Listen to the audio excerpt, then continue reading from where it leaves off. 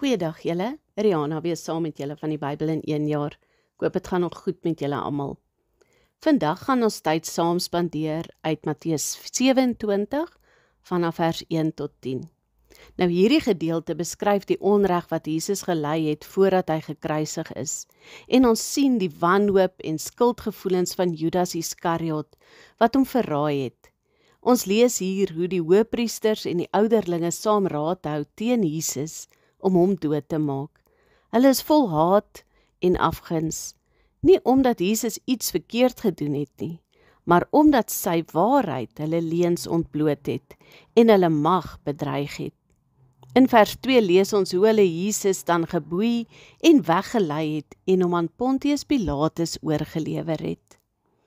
Nou op daardie stadium kom Judas na vore en besef hy die erns van sy daad. Hy was gevul met berou, maar nie ware bekering nie.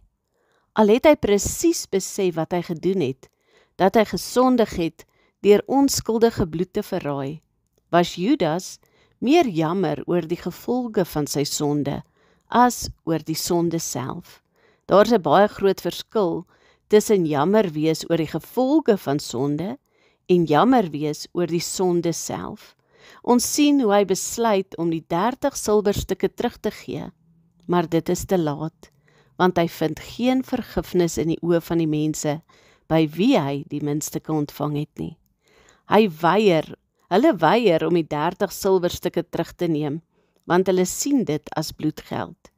En as gevolg van hierdie onvergifnis en die feit dat hy nie die gevolge van dit wat hy gedoen het kan herstel nie, sien ons hoe 'n hopelose, gefrustreerde Judas die muntstukke op die grond gooi en geen ander uitkoms sien as om sy eie lewe te neem nie.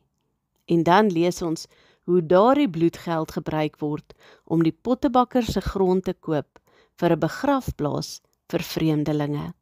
Nou Judas is vir ons 'n goeie voorbeeld van iemand wat menslike, wêreldse berou in plaas van goddelike berou getoon het. Daar's 'n groot verskil tussen die twee. Jy sien, Judas het besef hy was verkeerd en het berou daaroor gehad, maar wat hy verkeerd gedoen het is, dat hy sy hoop op mense gesit het vir vergifnis en herstel.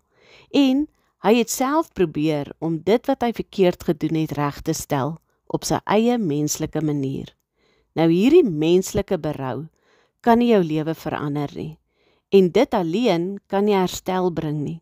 Met hierdie berou word jy net vasgevang in 'n verdoemende skuldgevoel wat lei tot hopeloosheid en selfvernietiging. Nou goddelike berou is wanneer iemand besef hy was verkeerd en dan in geloof na Jesus ons verlosser draai en daardie sonde waaroor daar 'n diepe berou is, dan te bely. Jy sien, net deur Jesus se bloed ontvang ons volkome vergifnis en word ons heeltemal skoon gewas van ons sonde. Jesus se vergifnis bring hoop en nuwe lewe. Goddelike berou verander jou hele lewe. Goddelike berou lei tot bekering. Dit beteken dat jy glo in jou vergifnis en dan as nuwe skepsel 'n 180 grade draai maak weg van daardie sonde af. Nou hierdie gedeelte herinner ons net weer aan die belangrikheid van integriteit, die vernietiging van valse oortuigings en die liefdevolle vergifnis wat God bereid is om aan elke een van ons te bied. Nou wanneer ons in die moeilike tye van ons lewe beland, moet ons onthou dat God se liefde en verlossing altyd groter is as die sonde wat ons dalk voel ons het.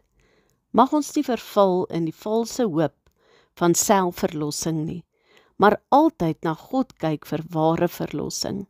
Mag ons leer uit Judas se lewe en eerder met 'n goddelike berou te kies om die pad van liefde, vergifnis en eerlikheid te volg.